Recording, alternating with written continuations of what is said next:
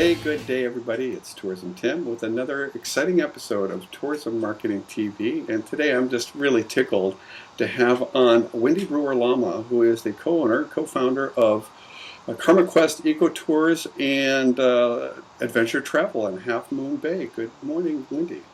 Good morning, Tim. It's great to see you. It's good to see you. It's so fun to be able to have an image, and we've talked over the phone. I know you've been in some of my seminars, both live and on the phone. But the image adds a whole other element to it. So this is really great. I appreciate that. Well, we're going to be talking a little bit. Wendy's going to get into share a little bit about her business and her background, and you've got just a fascinating accomplishments over the year, including being a Outside Magazine Trip of a Lifetime winner, which is a very impressive accolade, and I know that you've earned it. You're going to share a little bit about your business, and I'm looking forward to having you share some of your wisdom on the ups and downs and some of the suggestions you would have for fellow tourism professionals, whether they're a seasoned professional like yourself or just getting going, perhaps dreaming of dumping their job that they hate and doing something that has passion that they love. So on that note, Wendy, why don't you tell us a little bit about your business, how long you've been doing it, where you travel, and give us a little bit more about that, and the fact that you're also a consultant too, because you have very specialized knowledge in a very cool area of the world. Well, I'll begin with the latter, in that I believe my work as an ecotourism consultant throughout parts of Asia has fed very positively into our company, Karma Quest Ecotourism and Adventure Travel. I've been working as an ecotourism consultant with international organizations such as UNESCO, the World Wildlife Fund, the Mountain Institute, and others for about the last 25 years.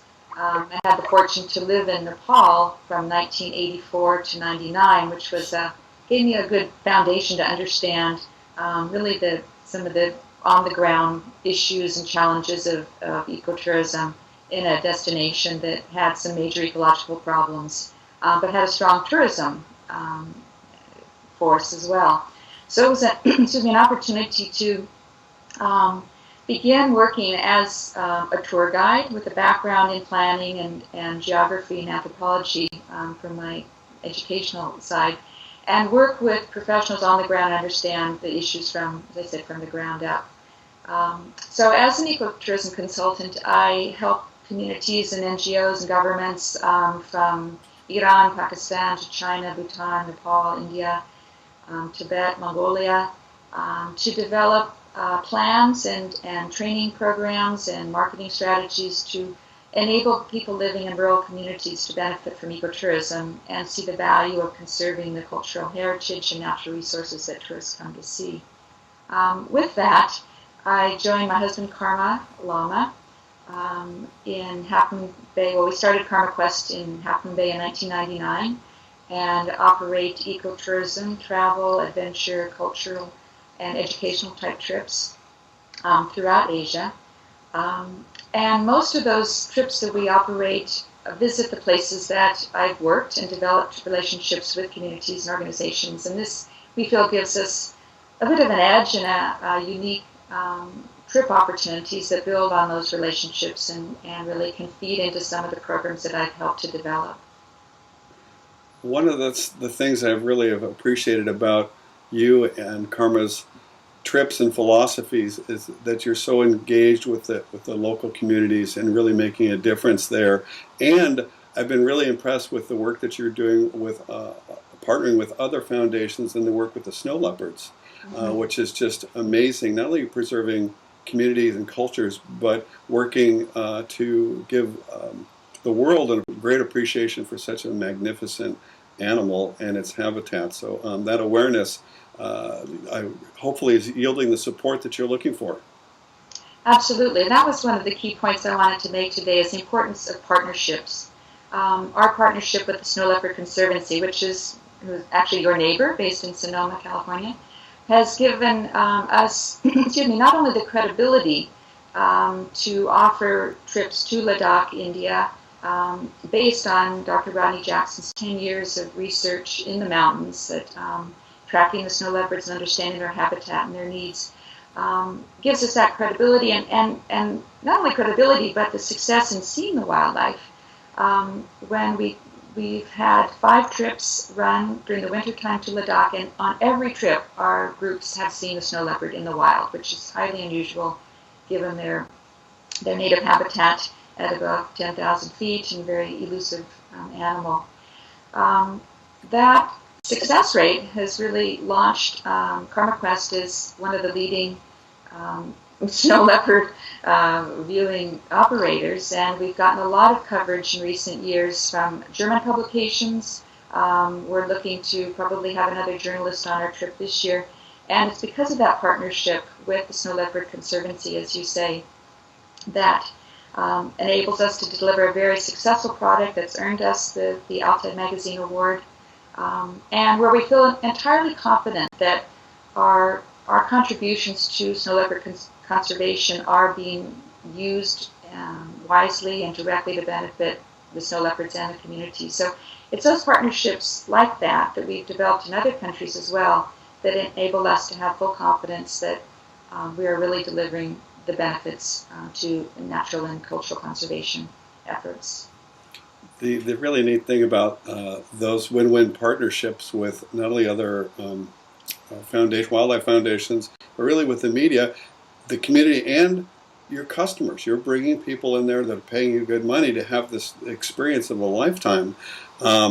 It's really neat when good business and good synchronicity equals revenues for all. And to me, that's the magic synergy of when we do what we love. The universe supports that and brings together things. And so when you've got these articles in the German publications and others, what has that done for your business? How does that affect your email inquiries, your phone inquiries, your bookings? Well, this will be the 5th year we've run the wintertime snow leopard trips to Ladakh. And last year we had some excellent results. And as I mentioned, we had a German journalist who's now had published articles in a number of newspapers, is ready to produce a guidebook. And as a direct result of that, we have confirmed snow leopard trip this coming winter. We have twice the signups that we've had in previous years. We've had more inquiries. And we've also, through connections with an Australian woman, Sibel Norris, had exposure through her snow leopard blog. So double the inquiries, I'd say, in 1 year. We have another journalist wanting to go this year. So we've seen some very direct impacts of that successful media coverage. Very exciting. I love that when that all comes together. So looking back over the last 10 or 11 years since you've been in business, what have been some of your biggest breakthroughs or gains that if you kind of look at, I was interviewing someone the other day who does archaeological tours in Belize, beyond touring, Laura Howard, and she was reflecting on the stages of her business, or the phases, and she was realizing, kind of had this aha moment, wow, I've really graduated from phase 1, and I'm really in a phase 2 or maybe beyond, and what does that look like? And so looking back on your business, what have been some of your big breakthroughs or gains or aha moments over the last 10 or 15 years? Well, besides the snow leopard trips, and I'd like to add another outcome of the recent media coverage was another company, a wildlife viewing company, is now partnering with us and going to be helping to sell our trips. Besides that, which was really a monumental step, I think, one of the other breakthroughs has been working with universities, and both Carmen and I have been working with educational programs for the last 20 years, taking primarily American students on trips in Nepal, lecturing, teaching. I instruct an ecotourism course for the University of Puget Sound in Sikkim again next year. So working with universities is giving us another opportunity to open the eyes of young people and help them see not only the world but potential career paths to follow.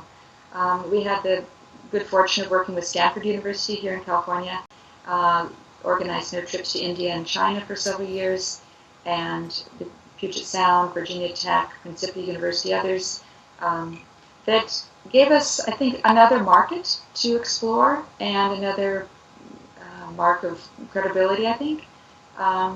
We are always looking for organizations to work with that can put together a group of people, obviously, that makes our job easier, and working very directly in designing the trips with those clients, creating customized trips to suit their needs.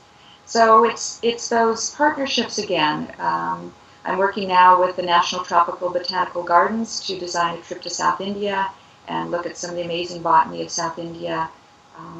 It's contacts, I'd say, that make or break our year, and that's where we really can use all of our expertise and draw upon our partners and our own knowledge from having visited all of the places that we visit, where we send trips, to really create unique trips. It's fantastic what you've done with opening up the academic and some of these other nonprofit channels and partnering with them. That's a whole nother business model. Not that many tourism professionals take advantage of, and I suspect it has its own idiosyncrasies, and there's some things that some do's and some don't do's when working with the academic communities, especially something as prestigious as Stanford University. Maybe at another time, I personally would be very curious to know more about the business model that you have found really works, and that would be really neat to learn more about if you'd be willing to share. Sure, absolutely. Good deal. What this is maybe a good segue into knowing that other tourism professionals are going to be watching this and kind of dreaming about what they do or what they've dreamt about doing. What would be some of, in addition to creating partnerships and connecting with people, because at the end of the day, that's what this business is all about. What would be some of your other advice for current or perhaps future tourism professionals? And that doesn't even necessarily mean that you're going to be a business owner like yourself. A lot of people dream of having just a career, maybe put their foot in the water with a career and try it. So what would be some of your suggestions or advice for other tourism professionals or future tourism professionals? Well, first and foremost is to get out there and explore the world and be in the places that where you have an affinity, a passion, as you said. Get out and travel. That's the most greatest bit of information I could say. And in that, meeting the people that you potentially be working with. As I mentioned, I had the good fortune of living in a foreign country for 15 years, where I really got to understand the ways of the people, the ways of the government, the challenges, and make good friends, many of whom turned into our future suppliers. Know your product, know your suppliers. That was one of the points I wanted to make today. And in order to know your product, you really need to be out there on the ground. Not everyone can dedicate a portion of their life living in another country, but by traveling and taking time to go beyond the tourist track, understanding the real issues. If possible, as I did, working as a volunteer at the beginning, maybe taking a few months and going to Thailand or Nepal or somewhere that's comfortable for you and doing some groundwork. By my beginning as a tour guide it gave me an opportunity to really understand what are the challenges facing the guides, the porters, the Sherpas, particularly in terms of mitigating impacts on the environment and culture. And that very much assisted me later as a consultant when I'm developing training and planning programs to understand what's happening on the ground. So I always encourage people to follow their dream and go to the places where they have a connection already. That helps quite a bit. I think it's difficult to get started in a foreign country by yourself, but if you have a bit of language skill or have some communication with an NGO that can help you get settled on the ground, and you'll make much more effective use of your time if you are not trying to begin from scratch, but build on relationships that maybe you nurture in advance of arriving. Neat.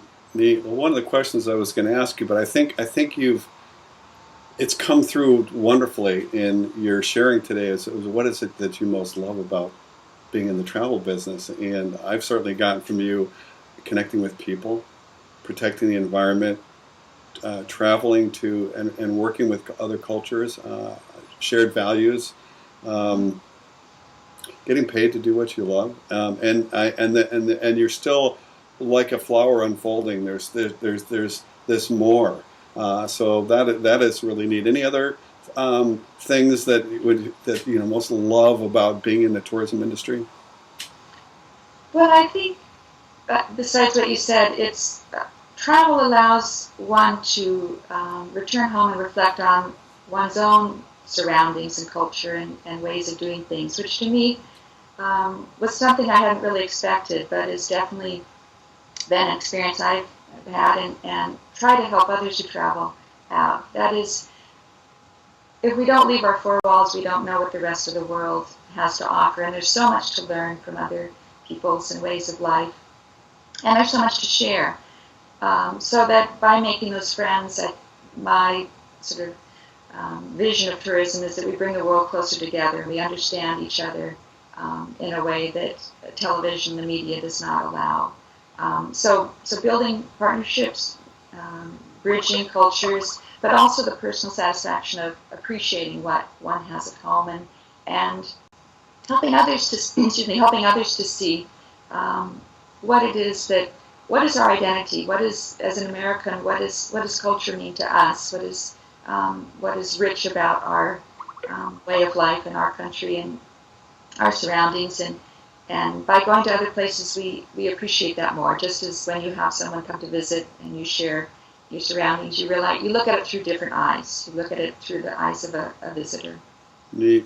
Well, I think that's one of the things that you and I have in common is not only are we teachers and we have a passion for sharing what we know, but we're also constant students. And you have to be when you're in the tourism industry because everything's always changing and the environment's changing and the people and technology and this and that. So I was thinking about when we first met, I believe I was a speaker at the San Francisco Adventure Travel Show. And right. I don't even remember exactly what I was talking about, but that's where I think you and I first met. Is that correct?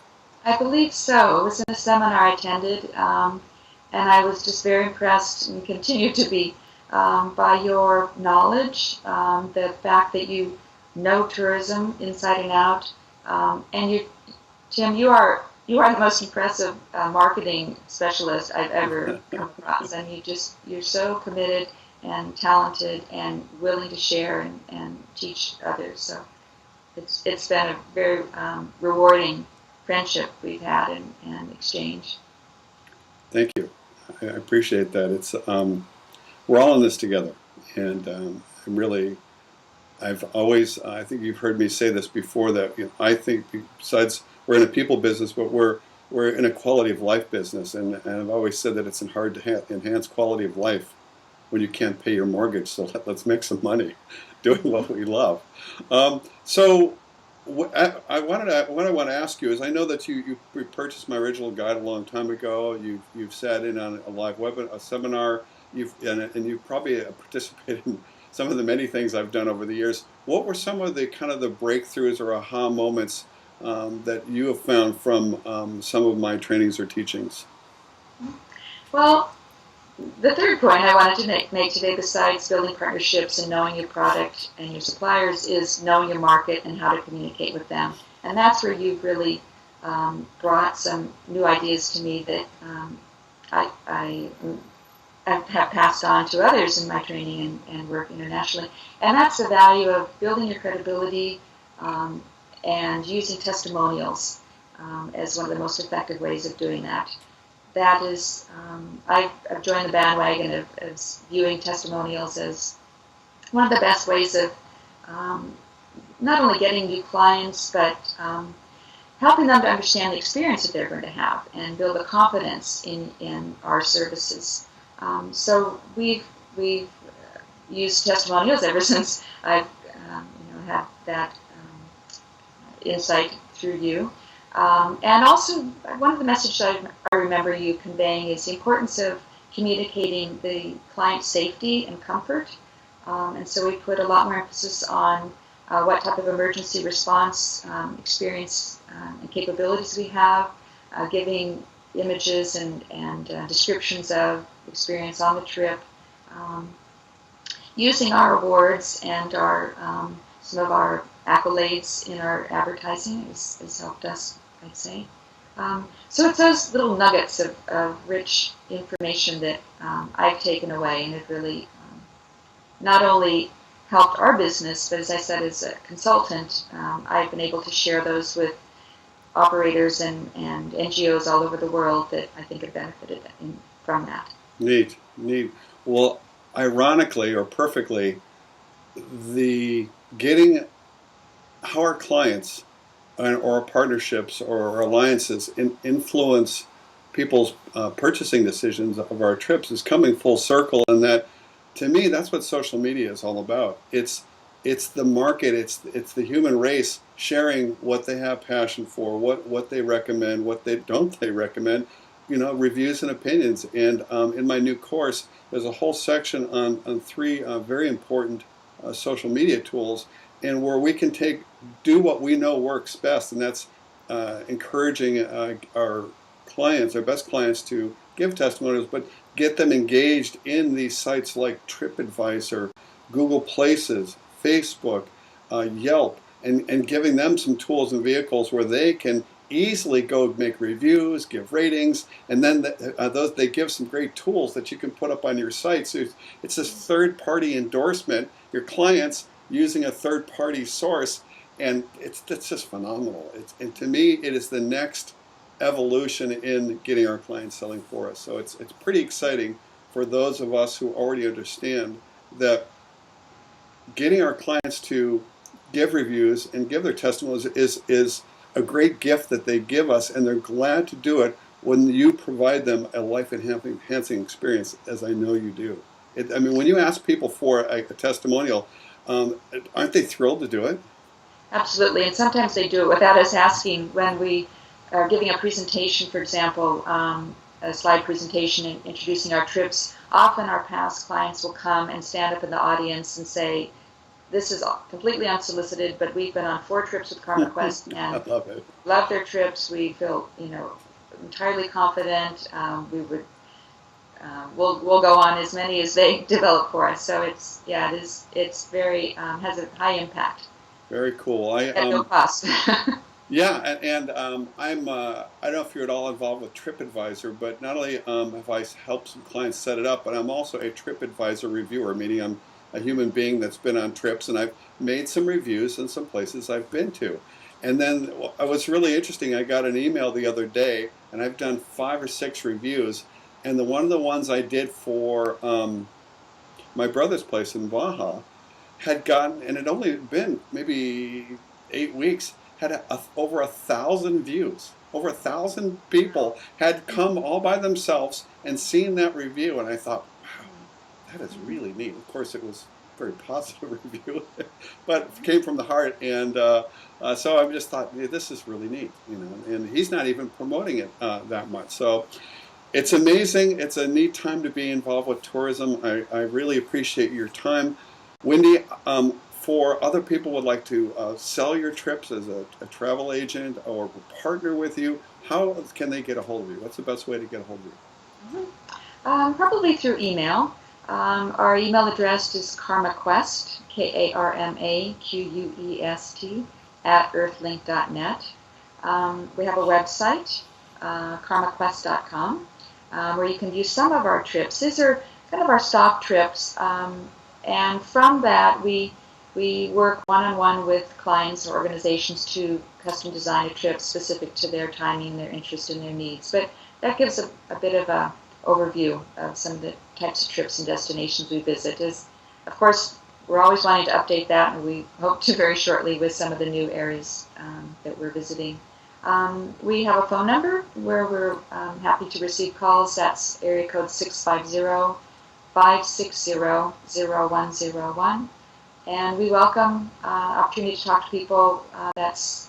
We really like to launch a relationship by talking to clients or organizations and understanding their needs and how we can help meet those.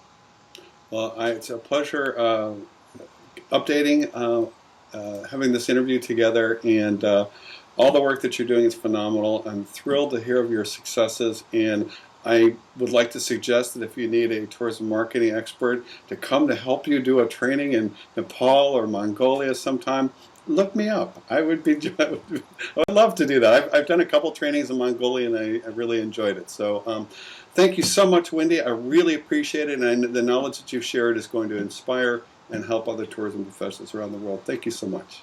Thank you, Tim. It was a great opportunity, and it's always great to work with you. Thanks for all you do.